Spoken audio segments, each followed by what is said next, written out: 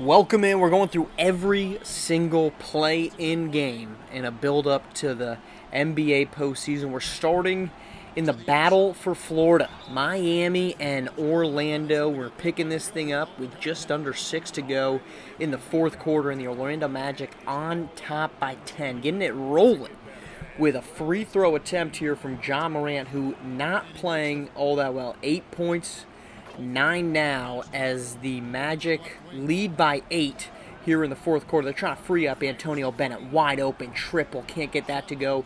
Rebound for the Heat. Huge offseason awaits for one of these two teams. The defending champion Orlando Magic, as Ja Morant gets them to within 6, or a Miami team as Trey Hunter dirty over the back of Ja Morant, as a Miami team that has been depleted on this roster. The Cameron Sullivan Achilles injury has really hurt them. A guard-heavy group as Trey Hunter gets free, and again, this pushes the lead back to 10 with 4.5. Damian Pack, the one bright spot of the future here, as he drives on Antonio Bennett, gets that to go. I think the question, if Miami bows out here, what do we see from Damian Pack, the second-year pro, great scorer, great athlete, but he can't really shoot the ball? Do you deal him to go all in, as a triple won't fall there for the Heat? Or do you run it back with this veteran-led group? 8-point game, foul on Trey Hunter's triple goes, and that's going to be Jason Tatum heading to the free throw line. Can't make him pay, though. An 11-point game, and the clock is running down here on Miami. Here's Ja Morant. Kicks it inside to Sasha Kasparov, who can't get the point-blank layup to go, and that's just the story of this Miami season. Here's Tatum. Screen from Elton Dawkins. Pull-up jumper won't go. Elton Dawkins the board, and a block there by Sasha Kasparov.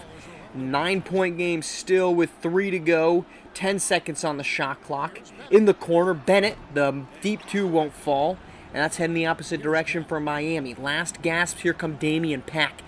Downhill against Antonio Bennett. Contested layup goes, and that's what he possesses. Hyper-athletic Miami Hurricane alum. Freeing up Jason Tatum. Triple. Can he put him on ice? The man who saved the season a year ago may have just extended the Magic season this year. Here comes Pack showing off the twists, the turns, and the bucket to make it a 10-point game with under 2 to go.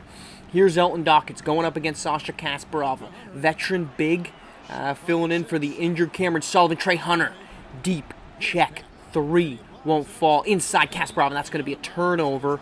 Not really sure. That's the youth there of Damian Pack throwing that one away. You need every possession you can get, and that might be it for Miami. And, of course, this is a 7-8 matchup. So, loser of this gets the winner of New York and Cleveland. As that goes inside, block there by Kasparov on Dawkins, though Dawkins goes down at the other end. Kicks it, corner, triple, 3. We've still got ourselves a basketball game.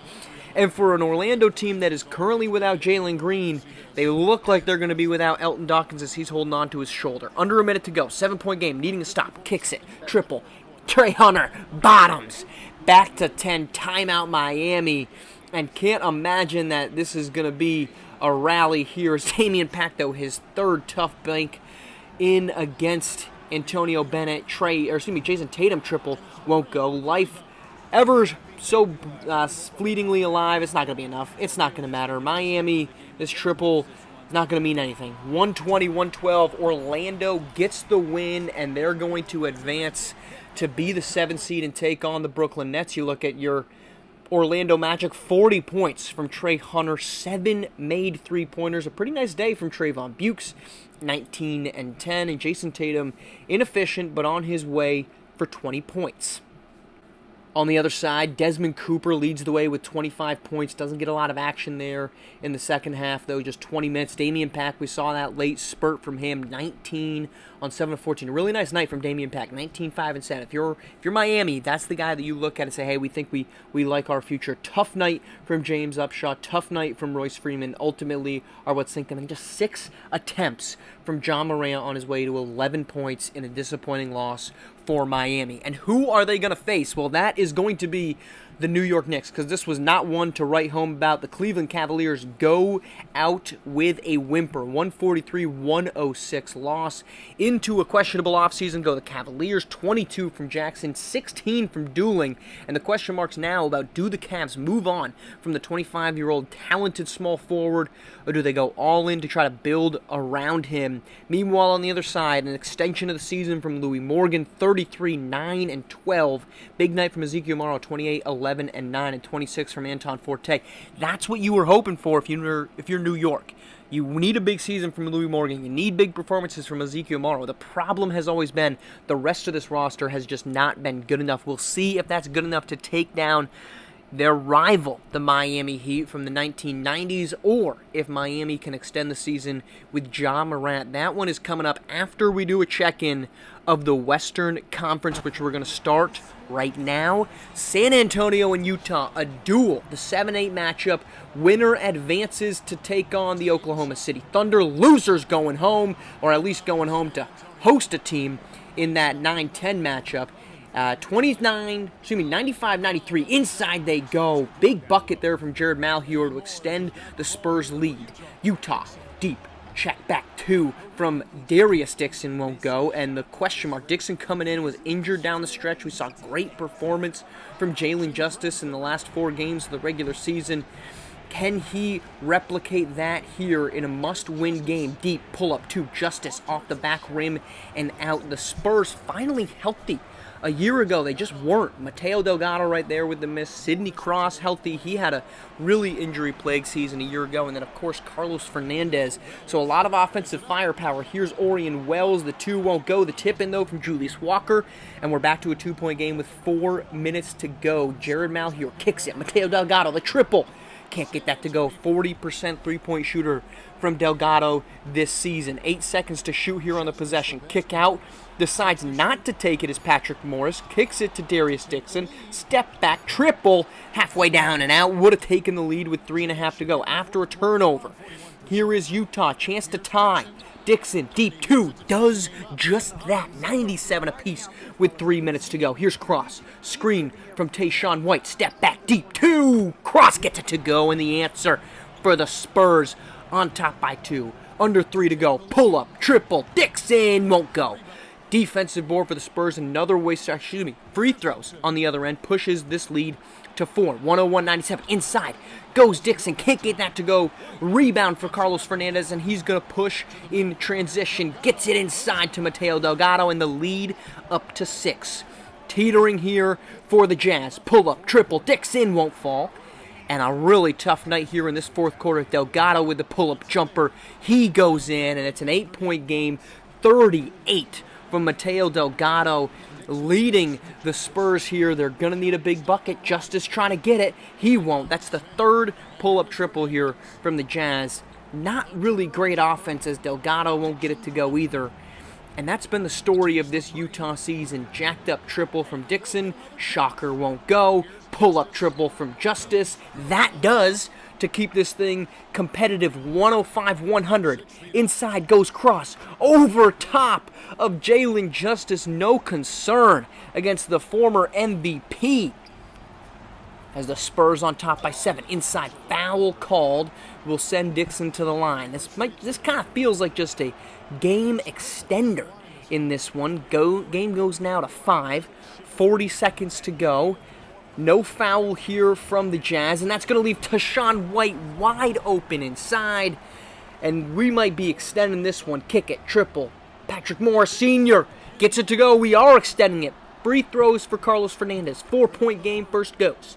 You'll need a 3 here on the opposite side of that second free throw for Utah after the timeout with 28 seconds to go. Inbound to Justice. Triple. To keep hope. Won't go. Jalen Justice, the offensive board. Quick putback, but back to the free throw line goes Fernandez. And that's 1. Second one again would push this to 6. He does it, and it's hard to fathom a comeback here for Utah is in the card. Step back, triple. Dixon, 3. Halfway down and out again. And we're going to get more free throws here for the Spurs, and that's just going to be cosmetic despite the miss there from Sidney Cross. Second one is good. 7-point game. Whatever happens here, it won't matter because the Utah Jazz are headed back to their home court where they're going to face the winner of Phoenix and Houston in a 116-110 win for the San Antonio Spurs. A triple there won't matter. That's your final from San Antonio. The Spurs march on, and they send the Jazz one game closer to what would be a pivotal game and a big question mark game for the Utah Jazz. If they can't get that done, the future of Jalen Justice in Utah very much feels up in question for the Jazz one summer after making the big swing to get him. Take a look at the scoreboards. 38-10 from Mateo Delgado, a big night from him, and then 26 from Sidney Cross, 25 from Carlos Mendez. This is what happens when the Spurs are working at full strength. They have 3 offensive weapons that can get things done. All of them are pretty good on the defensive end, Mateo Delgado especially. Tashawn White anchors inside with 12 boards. Good defensive options from Marcel Hampton, who they got at the trade deadline, and C.J. Blackwell. The Spurs are rolling on. Tough matchup there against the Oklahoma City Thunder. On the other side of the ledger, though, 33 from Dixon, 25 from Justice. You can't ask for much more from those two, although extremely inefficient. 11 for 33 from Dixon, 10 of 27. You saw Dixon really chucking up the threes there at the end. Utah now is going to head home. They're going to get whoever walks away from Houston and Phoenix in that 9-10 matchup, and that could be a huge beating between teams with massive question marks on the other side. Let's get to those question marks. Under 6 to go in the fourth quarter. We got ourselves a tie game. The number 10 Houston Rockets. Nobody expected this group to be anywhere near competitive this season, and here they are, 5 and change away from walking into a chance to play for a 10 seed, for an 8 seed, and a meeting with the Seattle Sonics. Here's a triple. Darnell Gist can't get that to go. He's been balling out this season, nearly a 50-40-90 big man. Inside they go to Lawrence Marcotta. Foul called. That's going to be something to keep an eye on there for Darnell Gist and this Houston team. He's been the backbone of this offense and defense. Yeah, sharing that offensive load with D.D. McDyess as out goes Carson Hughes. He's coming back from that knee injury suffered against the Golden State Warriors. Marcotta misses the first, gets the second to fall. Here are the Rockets. Antanas Sadakis gets that to go. And that pushes the lead back down to 1. Jacoby Cleaves in need of some buckets here. Marcotta, the triple, won't fall. Rebound for McDyess, their star rookie. The number 1 overall pick who has lived up to every billing known to mankind as Cade Cunningham blocks. Cole Herringgotti kicks it, triple. Cade Cunningham won't get that 3 to go. Could have pushed this to 4.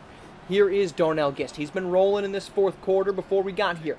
Kicks it out. 3-pointer. Rattles home in Houston. Don't look now. 4 minutes left and they're on top by 2. Step back triple. Anthony Edwards for the answer. Can't get it and a chance to extend the lead for the Rockets. A stunning loss would it be, but a turnover there. Pushing in transition is Cunningham. Up against the foul called. Can't get it to go, but he goes to the free throw line. A chance to tie it and tie it. He will at 1:03 apiece. Inside turnover again. Back-to-back turnovers for Houston when they had the chance to extend or keep the lead. Cade Cunningham slows it down. Swings it inside to Marcotta. Switch on him. He goes up. He gets it to go, and the foul, Marcotta for the and 1. Won't get it to fall. 105-103. How does Houston respond? 3 minutes to go on the road. Their impressive season on the line. Kicking it out, and a foul called on Darnell Gist. That's going to foul out the big man. And a third straight turnover from the Houston Rockets. They've led 103-101. 2 turnover live balls, and then the foul on Gist to knock him out of the game. And now Phoenix can smell blood in the water with under 3 to go, but they give it right back. Tomas Baja called for the foul, trying to free up D.D. McDyess. They do. Not a great three-point shooter, not going in there, and Phoenix holds on. Just over 2 to play. At the shot clock, Cade Cunningham won't fall. Defenses coming up big. Here's McDyess trying to push in transition. Another turnover. That's 4 turnovers in the last 5 possessions for the Houston Rockets. Step back triple. Anthony Edwards gets it to go. And the lead pushed to 5 with under 2 to go. Seizing the opportunity where the Phoenix Suns, and not seizing the opportunity, have been the Houston Rockets. Now with 90 seconds, Jacoby Cleaves could have put it away. He won't. Swings it up, a turnover on the other end again by Houston, and it's going to send Cade Cunningham to the free throw line. What a missed opportunity in this one from the Houston Rockets. Led 103-101, and now some shoving, some back and forth. That leads to a technical free throw here, or excuse me, just a shooting free throw between Cade Cunningham and Didi McDyess after that scuffle. And the lead up to 7. Houston had a huge chance to try to impact this thing. Step through won't go, and now the drought continues. Under a minute to go. Cade Cunningham and the Suns left wide open is Markota underneath, and that's going to wrap it up. Houston had a shot as Mario Zoric's 3 won't go. They led 103-101. How about 11 unanswered points from the Suns, and Cade Cunningham's going to go back to the free throw for points 38 and 39.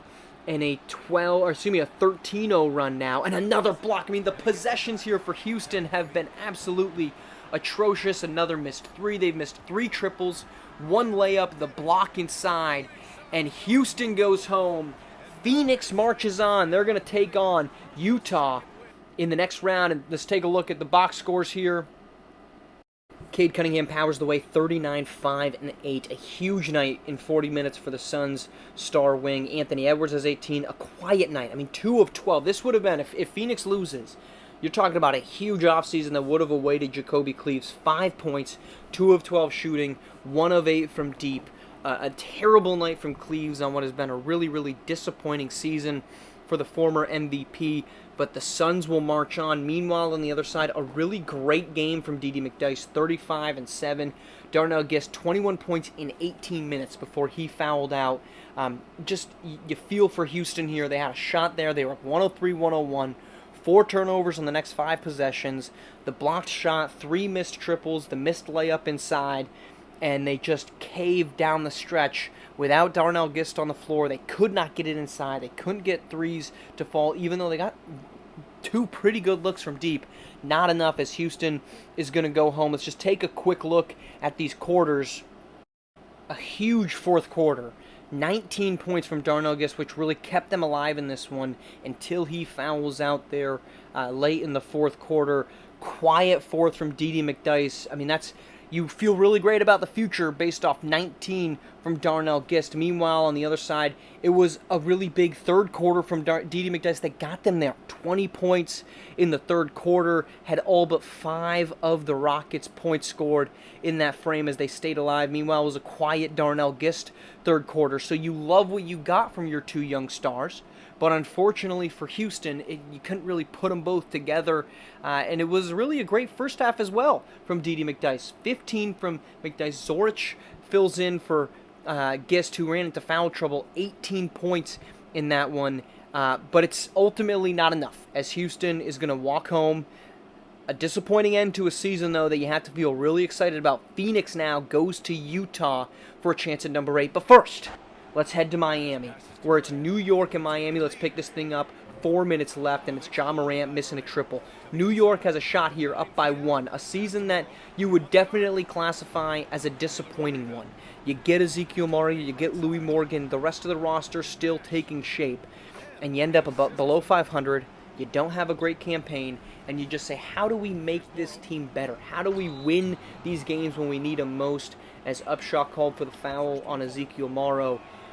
That's the question mark that hovers over New York if you go home. For Miami, the question mark, what do you do with that man?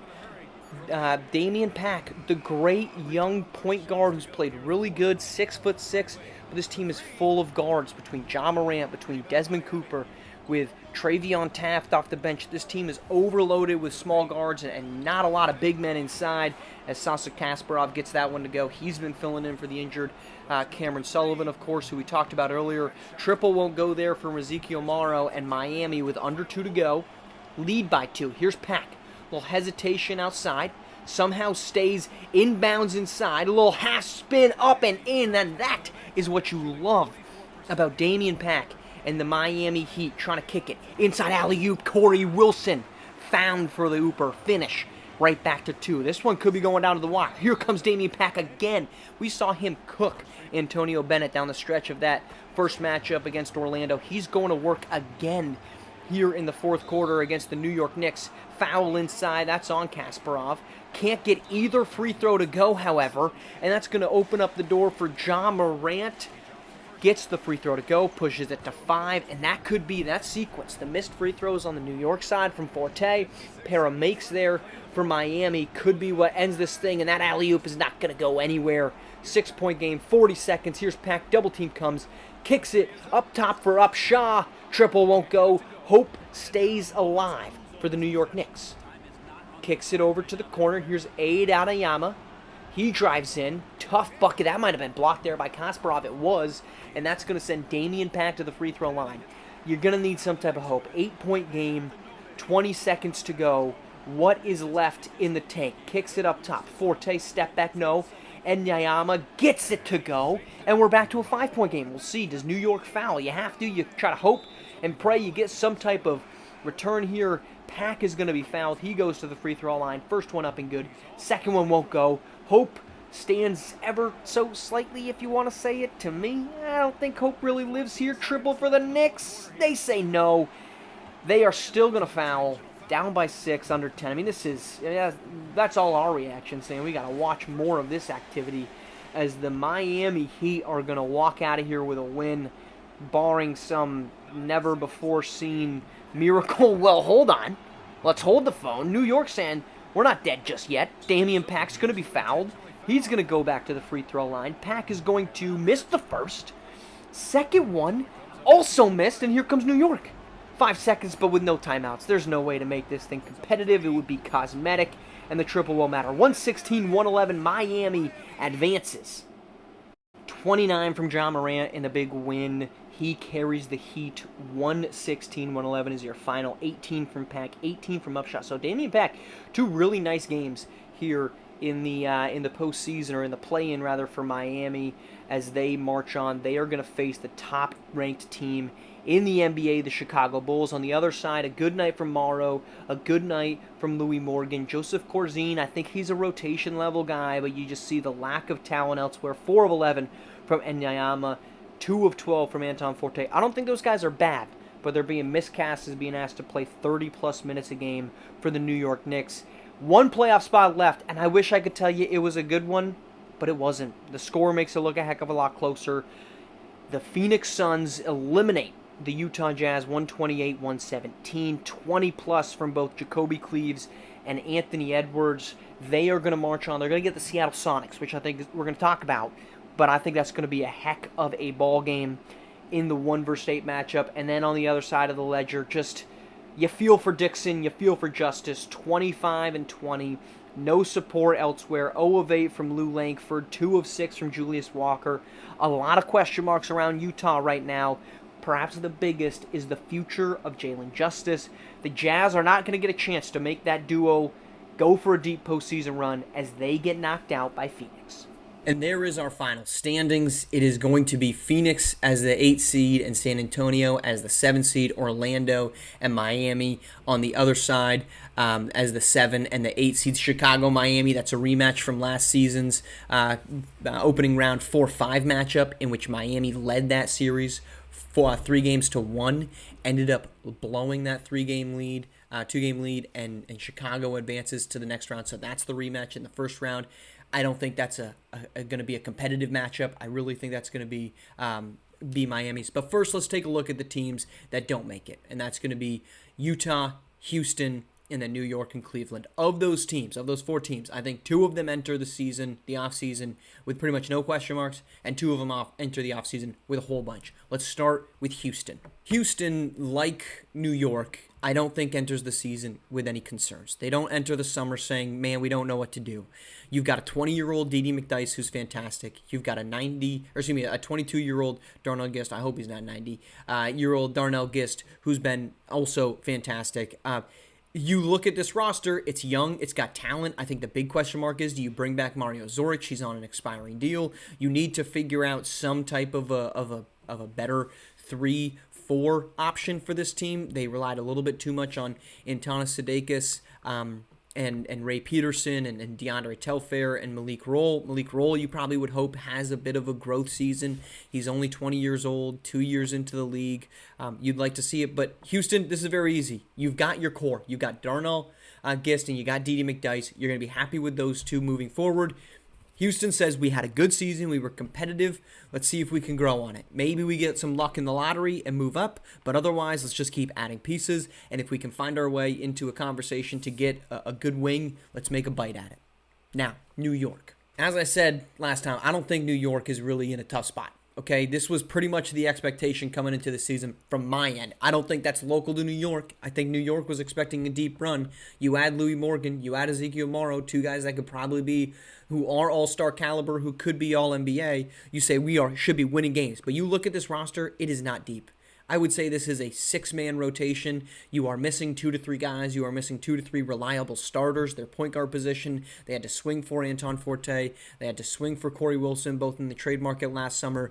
They did not do anything. They could not get any big names to sign with them in terms of, role player level guys. They need to find a guy that's somewhere in that, in the Shane Ruffin range. If you think about Charlotte, they added Shane Ruffin. I thought that was a great pickup. New York needs to do the same. You're going to have a bunch of cap space.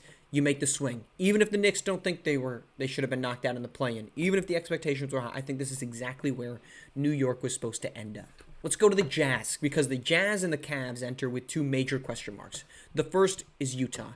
I don't see a way that Jalen Justice returns to Utah. I just don't. This is a team that needs to get better shooting, that does not have enough shooters around there. They tried to when they went out and got Orion Wells at the trade deadline. I think they have the bones of a rotation team, but right now you're starting 3 guys that can shoot it from deep in Patrick Morris Sr., in Jalen Justice, and Deontay Dixon, but then you've got Julius Walker. You played much of the season with Spiro Yanu at the 4 before you traded him away, and then they kind of closed with Lou Langford, and I think that's Lou Langford can start for you if you have a stretch 5, but Julius Walker, 32 years old, he was not the type of efficient guy that you would need inside. I do not think teams were afraid of him at all. And at the end of the day, you need to find a way to get these 2 guys the shots. Okay? They did not shoot the ball nearly enough. If we can pull up their, I don't think we'll see it here, but their just the field goal attempts is far too low. So 1,400 field goal attempts, less than for both of those 2 guys. If you look at the Golden State Warriors, for example, 1,400 from Deontay Dixon, 1,500 from Javon Roll. Like, that's the range, and Jonathan Kuminga did not have nearly enough because he got hurt, but that's the range. So these guys are 50 to 100 shots lower than I would expect. And now you're entering the offseason saying Jalen Justice can go wherever he wants, right? There's going to be teams that are going to try to clear the cap space. It's going to have to be a lot. Like, New York has been linked to Jalen Justice constantly because they've got the stars. You would probably have to do a signing trade to make that deal work. Do the Utah Jazz want to engage in that? I don't think Utah feels heartbroken. They traded Jacob Kuksix, who was on an expiring deal. He's 32. You were resetting your salary sheet if you were the Utah Jazz with this deal when you went out and got Jalen Justice. But this is a huge, huge offseason. I don't see any way that Jalen Justice returns. And if he doesn't, I'm not saying Darius Dixon is leaving. He signed the max extension. He is staying there. He's 24 years old. You're not trading him away. But now the clock really starts ticking on Utah. You have to make a move to make this team better. Meanwhile, the Cavaliers, they need to make a decision. They have to make a call because right now, your second best player who tore his Achilles is LaMelo Ball. This is a 33-year-old that has a torn Achilles and that has torn his ACL in his career. That was why he ended up in Cleveland after Detroit, right? Tears his ACL in Detroit, not a huge market for him. He ends up signing with the Cleveland Cavaliers when they had Jason Sanders on the squad, and they didn't quite execute in the way that they hoped they would.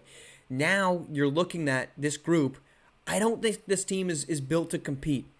You can look and say, well, what if we traded Johan Nojewicz? Nobody in the league needs a caliber player. No one is missing a starting caliber player to that of Johan Nojewicz. If you look at the other teams in the postseason, their point guard position is pretty much set.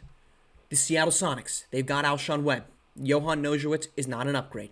The Oklahoma City Thunder, Tobias Bell, not an upgrade. Tyrese Alston, Jacob Kuksix. The Warriors with Javon Roll. The Los Angeles Lakers, Kareem Robinson. Sidney Cross. Jalen Justice, that's a hole. We could see maybe Utah tries to fill it, and then Cade Cunningham, depending on what happens with Phoenix. So in the Western Conference, nobody needs an upgrade at the point guard position. The Eastern Conference is no better. Javon Stokes, Brighton Reed, C.J. McCoy, Latrell Appling. Maybe you can make the case, but this team is probably not looking for a lateral move to bring in Nojewicz, Dwayne Qualls, Jonathan Malheur, Trey Hunter, John Morant. The teams that make the postseason in the Eastern Conference do not need Johan Nojewicz, which is why if you're the Cavs, you're sitting there saying, what other options do we have? And in my opinion, the only option is around this man right here. Do you move Jair Dooling, or do you try to rebuild around something else on this group? The series to watch. Sacramento and Los Angeles is going to be a big one. First time since 2002 that we talked about that these two teams are meeting in the postseason. The Kings with the largest payroll in the league. The Lakers, who I think have some questionable lineup decisions around Cameron Mercer. I really think Cameron Mercer should be starting at the 5 in that one. We'll see if he does. And then you've got Abiz Ojale and the Warriors. I think that's a great one. All of the Western Conference, to me, is worth watching. The Eastern Conference, the 1 and the 2 matchups, Miami and Chicago, I don't see Miami putting up a fight. I don't see Orlando putting up a fight. Charlotte and Indiana has a lot of intrigue, in Boston, Milwaukee. Yes, am I being cliche? Every single matchup has intrigue? Sure. The bottom 3, let's go that route. Chicago, Miami, Brooklyn, Orlando, Oklahoma City, San Antonio. I like the Thunder. I like their defense. I like their depth. I think Tobias Bell's the best player in that series. We'll see if that ends up being the case. Prediction time. Big series for 2 number 1 seeds, okay? Big series for the Seattle Sonics. They are young. Alshon Webb, 24. Donnell Everett, 24. Mount Chung Lu, 25. Franklin Knox, who they acquired at the trade deadline, 33. 27-year-old Alexander Sangalia. Their starting 5 is not veteran, and they're going up against the team that just was, I will say it every time because that is how close this team was winning an NBA championship, 19-point lead at the half. The Phoenix Suns were a season ago in Game 7 on the road in Orlando, and they blew it. That's what Phoenix is dealing with. That's what Seattle's dealing with. On the opposite side, Chicago, people are going to be more in love with Chicago than they are Seattle, right? Because Chicago at least made it to the conference semifinals a year ago. They lost to Indiana in a 6-game series. But this team is deep. This team is young. 22-year-old Javon Stokes. Joshua Chapman is the only guy, the only player that gets literal minutes in this group or actual minutes in this rotation that's over 24. Joshua Chapman's 31. Dakota Motley's 23. Nico Ramjak, 23. Cavante Kennard, 20. Rowan Jameson, 24. Aaron Larson, 22. Kyrie Law, 24. Ibrahim Folk, 25. He's kind of the end. Him and Joshua Barnes at 25, 26. They're the tail end of that rotation.